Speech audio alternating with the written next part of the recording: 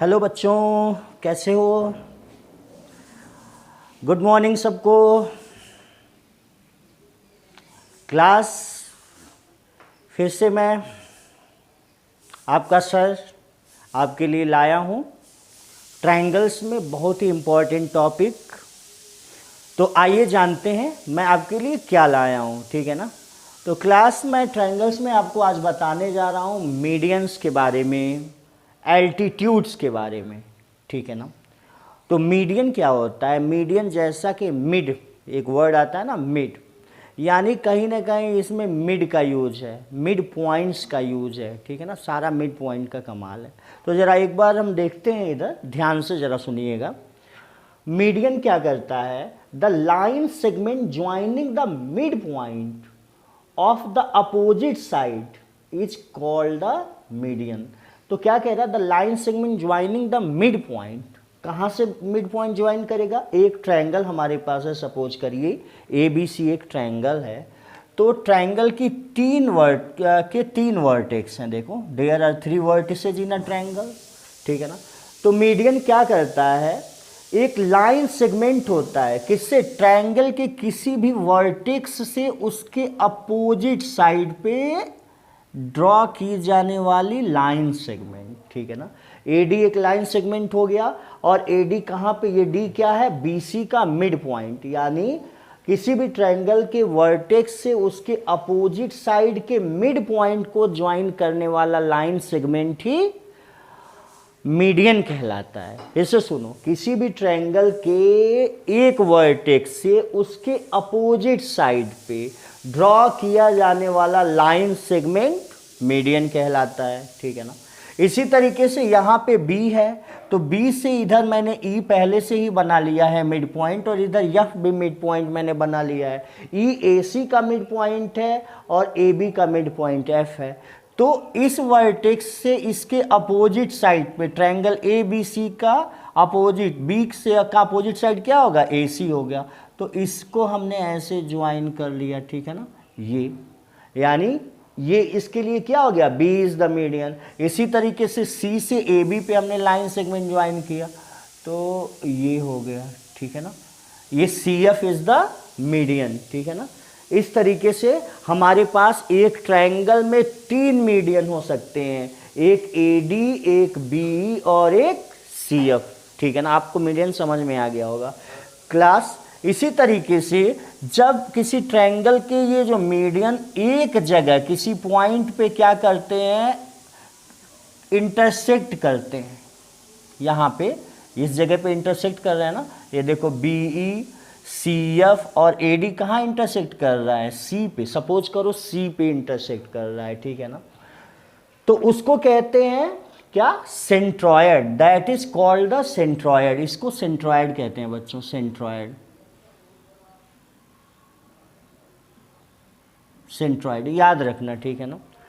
और मीडियन के बारे में मैं बताऊं आपको। मीडियन क्या करता है? अगर कोई भी एक मीडियन हमने ड्रॉ कर दिया किसी भी वर्टेक्स से उसके अपोजिट साइड पे, ठीक है ना। सपोज करो हमने ये मीडियन ड्रॉ कर दिया, ये आपकी बुक में अभी नहीं लिखा है लेकिन आप जान लो इसको, ठीक है ना।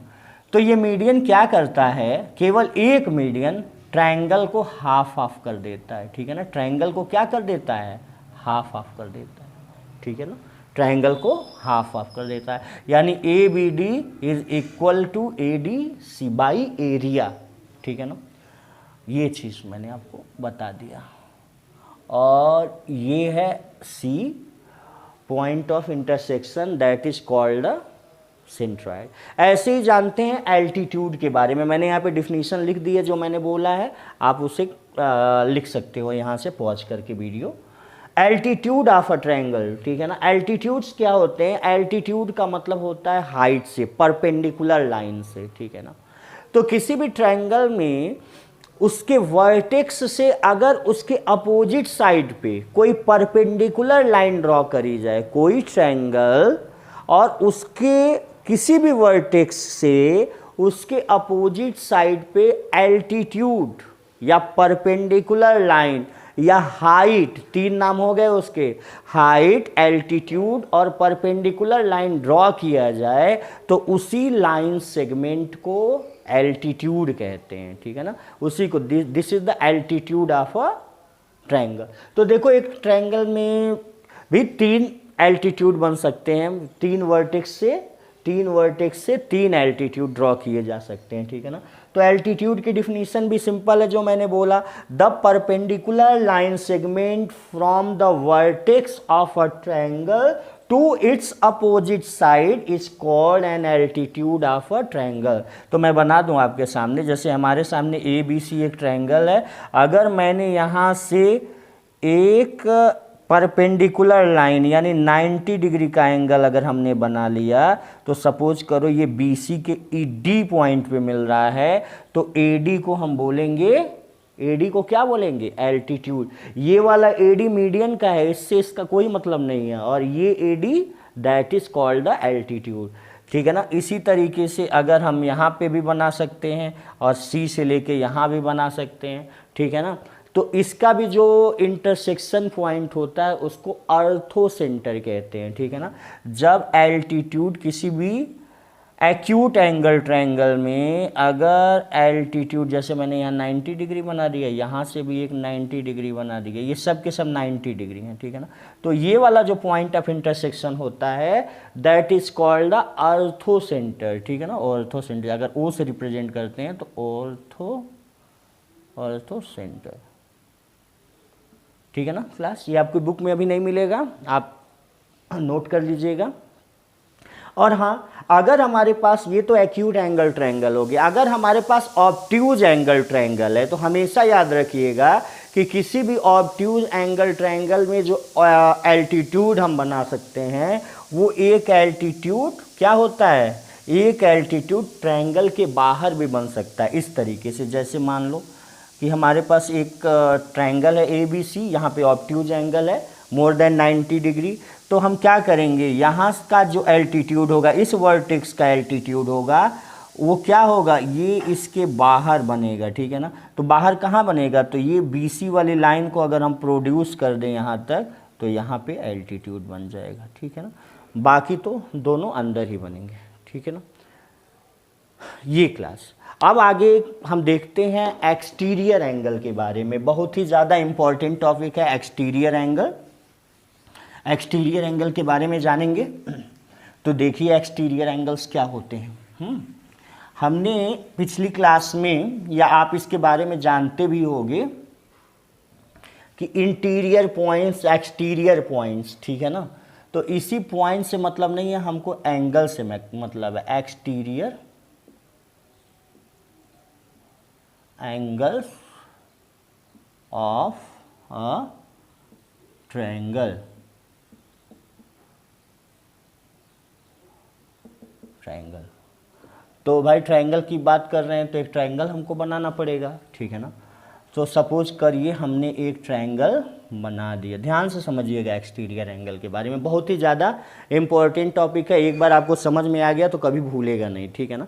कॉन्सेप्ट हमेशा ध्यान में रखिए। सपोज करिए हमारे पास कोई ट्रायंगल है ABC, और हमको इसमें एक्सटीरियर एंगल की बात करनी है। तो हमारे पास हमको पता है कि जो ट्रायंगल के ये तीनों एंगल्स होते हैं वो इंटीरियर एंगल्स होते हैं। जो ट्रायंगल के तीनों एंगल्स होते हैं वो क्या होते हैं, इंटीरियर एंगल्स होते हैं। तो इसमें एक्सटीरियर एंगल क्या होगा, है ना। इसमें तो एक्सटीरियर एंगल कुछ भी नहीं है, लेकिन एक्सटीरियर एंगल कब बनता है पहले ये जानिए। अगर इन्हीं ट्रायंगल्स में से AB BC CA 3 साइड्स हैं, अगर कोई भी एक साइड को लेके थोड़ा सा क्या कर दें, प्रोड्यूस कर दें, ठीक है ना। जैसे प्रोड्यूस करने का मतलब क्या, कि हमने क्या किया, अगर इसी CB लाइन को ऐसे प्रोड्यूस कर दिया, यानी आगे की तरफ बढ़ा दिया, ठीक है ना, एक ही साइड में थोड़ा और पकड़ के खींच दिया इसको, तो यहाँ पे देखिए ये जो लाइन सेगमेंट बन रहा है, मान लो यहाँ पे ये D बन गया, ठीक है ना। तो ये जो DB लाइन है वो एक्सटीरियर लाइन हो गया, इस ट्रायंगल के बाहर की लाइन हो गई। तो ध्यान से देखो यहाँ पे DBA, ये वाला एंगल DBA, ये वाला एंगल कौन सा एंगल बोल रहा है, ये बनता है एक्सटीरियर एंगल। इसी को एक्सटीरियर एंगल कहते हैं क्लास, ठीक है ना। ये DBA is called the exterior angle, exterior angle, ठीक है ना। इसी तरीके से कई तरीके के एक्सटीरियर एंगल हो सकते हैं। अगर ये लाइन प्रोड्यूस कर दिया तो इधर एक्सटीरियर एंगल बन गया, अगर ये वाली लाइन हमने प्रोड्यूस कर दिया तो ये एक्सटीरियर एंगल बन गया। यहाँ पे हमने नाम दे दिया ई का, तो इस तरीके से ACE is called the exterior angle, ये वाला एक्सटीरियर एंगल होगा। अगर हमने इसको प्रोड्यूस कर दिया, ऐसे प्रोड्यूस कर दिया और इधर हमने F लिख दिया, तो ये वाला एंगल क्या होगा, एक्सटीरियर एंगल। यानी क्लास इंटीरियर एंगल्स के अलावा एक्सटीरियर एंगल क्या होते हैं, किसी भी ट्रायंगल की साइड को प्रोड्यूस कर दो और उससे जो बना हुआ एंगल ट्रायंगल के बाहर, वो हमेशा क्या कहलाता है, एक्सटीरियर एंगल। तो अब जरा एक्सटीरियर एंगल को मैं कई तरीके से यहाँ पे आपको बताना चाहूँगा, पहले आप जान लो, ठीक है ना। यहाँ पे ध्यान से देखो एक्सटीरियर एंगल क्या कमाल करता है। यहाँ पे ये एक्सटीरियर एंगल, ठीक है ना। अब देखो जरा, अगर मैं इन सारी लाइंस को थोड़ी देर के लिए भूल जाऊँ, ठीक है ना, ये थोड़ा सा मैं भूल गया, ठीक है ना, ये ट्रायंगल ही भूल गया, ठीक है ना। तो ये जरा देखो, अभी मैंने इस ट्रायंगल की इस लाइन को प्रोड्यूस किया है, तो ये वाला एंगल एक्सटीरियर एंगल था और ये वाला एंगल क्या है, इंटीरियर एंगल। तो क्लास किसी भी ट्रायंगल में एक्सटीरियर एंगल और उसी से लगा हुआ जो दूसरा इंटीरियर एंगल है वो लीनियर पेयर होता है। क्या होता है, लीनियर पेयर होता है। यानी इन दोनों का सम हमेशा 180 डिग्री होगा। देख लो, लीनियर पेयर मैंने पढ़ाया था, ये लीनियर पेयर है, ठीक है ना। ऐसे ही मैंने अगर यहाँ पे इस एंगल की बात और इस एंगल की बात करूं तो ये तुम्हें ईजिली समझ में आ जाना चाहिए, ये दोनों एंगल क्या होते हैं, दोनों एंगल लीनियर पेयर होंगे। अगर हम इस साइड को ऐसे प्रोड्यूस कर दूं तो ये एंगल प्लस ये एंगल हमेशा लीनियर पेयर बनाएंगे। अब देखो मैं कहना क्या चाहता हूं, एक्सटीरियर एंगल की और क्या प्रॉपर्टी होती है।